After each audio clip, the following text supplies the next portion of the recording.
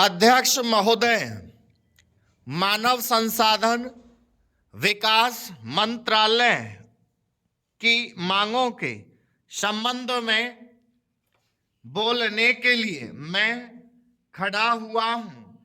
शिक्षा की पद्धति के बारे में, उसमें परिवर्तन लाने के बारे में, इस क्षेत्र में हमें जो असफलता हाथ लगी है उसके बारे में अभी मेरे मित्र ने बहुत कुछ कहा है। दुर्भाग्य की बात यह है कि देश में सभी लोग यह मानते हैं कि शिक्षा में प्रगति नहीं हुई है। शिक्षा पद्धति में आमूलचूल परिवर्तन नहीं हुए हैं, लेकिन फिर भी इस दिशा में कुछ किया नहीं जाता है। ऐसा प्रतीत होता है कि इस विषय में कुछ भी करने की स्थिति में हम नहीं रहे हैं। स्थिति ज्यों की त्यों चली आ रही है। इतना होने पर भी शिक्षा की मद पर होने वाला जो खर्च है और जो इसके लिए धनराशि आवंटित की गई है वह भी बहुत थोड़ी है। लेकिन उस पर ना जाकर मैं आपका ध्यान इस ओर आकर्षित कराना चाहता हूं कि मर्ज बढ़ता ही गया ज्यों-ज्यों दवा की वाली कहावत ही आज चरितार्थ हो रही है। जितने ज्यादा आयोग और समितियां बैठी और जितनी ज्यादा शिक्षा पद्धति के बारे में छानबीन की गई, उतनी ही ज्यादा बीमारी बढ़ती गई। बीमारी का इलाज ना होकर और भी खराबियां पैदा होती गईं। अभी मेरे मित्र ने माननीय मंत्री का ध्यान एक रिपोर्ट की तरफ दिलाया था। इस तरह की बहुत सी रिपोर्टें हैं। अभी सदस्य महोदय भी एक रिपोर्ट का जिक्र कर रहे थे। रिपोर्ट तो बहुत सी प्राप्त हुई हैं, लेकिन मंत्रालय ने उस पर कभी कार्यान्वयन करने की दिशा में कोई कदम नहीं उठाया। अपनी इस हालत को उन्होंने इसी सदन में स्वयं स्वीकार किया है। अपनी व्यवस्था को उन्होंने स्वयं यह प्रकट किया है।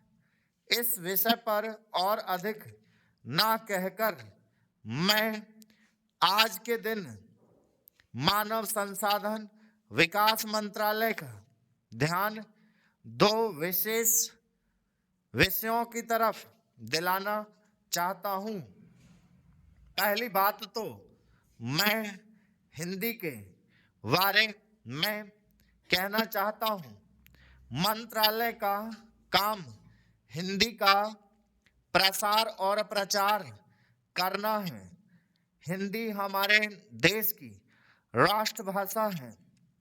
संविधान ने उसको राष्ट्रभाषा का स्थान दिया है, लेकिन हिंदी को वह स्थान अभी तक भी ठीक से प्राप्त नहीं हुआ है।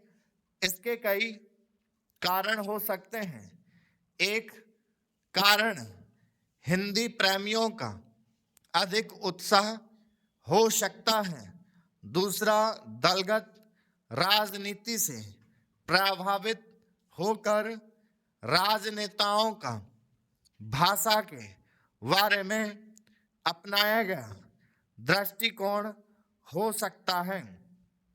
पैराचंद महोदय जो यह बजट प्रस्तुत हुआ है वह देश का एक ऐसा नया चित्र उपस्थित करता है जो चित्र उम्मीद का है, आशा का है, सफलता का है। इसमें नए कर ज़्यादा नहीं लगाए गए हैं और जो थोड़े से कर लगाए भी गए हैं वे इस ढंग से लगाए गए हैं कि सभी लोगों पर उसका बोझ पड़ता है। इससे भी उनको निराशा हुई है। दूसरी बात जिससे उनको निराशा हुई है यह है कि 1-2 वर्ष देश को लेन देन के मामले में कठिनाई का सामना करना पड़ा था। योजना को कठिनाई में पड़ना पड़ा था, वह कठिनाई दूर हो गई है और मैं सदन की तरफ से उन देशों को धन्यवाद देना चाहता हूं, उन देशों के प्रति आभार प्रदर्शित करना चाहता हूं जिन्होंने हमारी इस कठिनाई को दूर करने में आगे बढ़कर हाथ बटाया है। मेरे मित्रों को इससे निराशा हुई है कि विदेशी सहायता बहुत ज़्यादा और तेजी से पहुंच रही है और हमारी जो कठिनाई दूर हो गई है इससे उनको परेशानी हुई। कम्युनिस्ट इसलिए भी परेशान है कि पिछले 1-2 वर्षों में देश की पैदावार बहुमुखी ढंग से बढ़ी और औद्योगिक पैदावार बढ़ी है। यह उनके लिए निराशा का कारण बना है।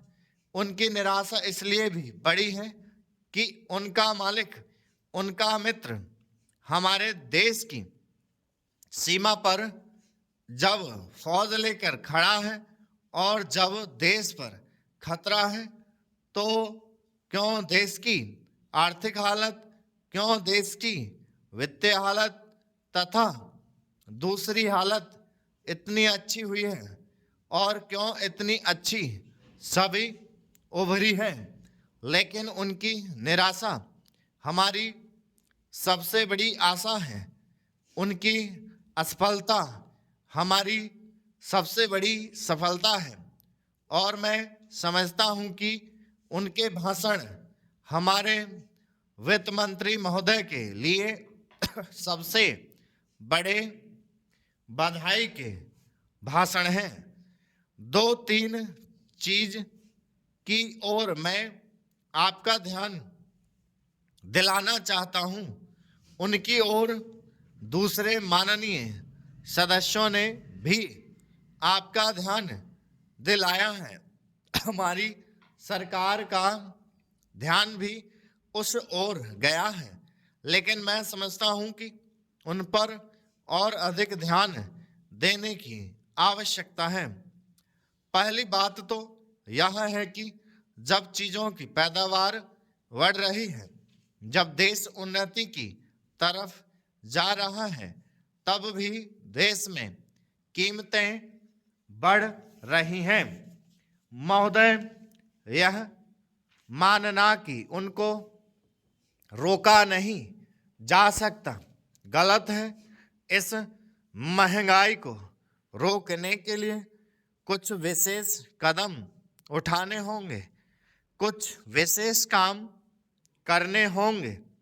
एक विशेष चीज जो इस बजट में आई है और जो घबराहट पैदा करने वाली है, यह है कि देश की पैदावार तो बढ़ रही है, देश का विकास तो हो रहा है, लेकिन इसके साथ ही साथ देश में बेकारी बढ़ रही है और ख़ास तौर पर पढ़े लिखे लोगों की बेकारी बढ़ रही है। स्टॉप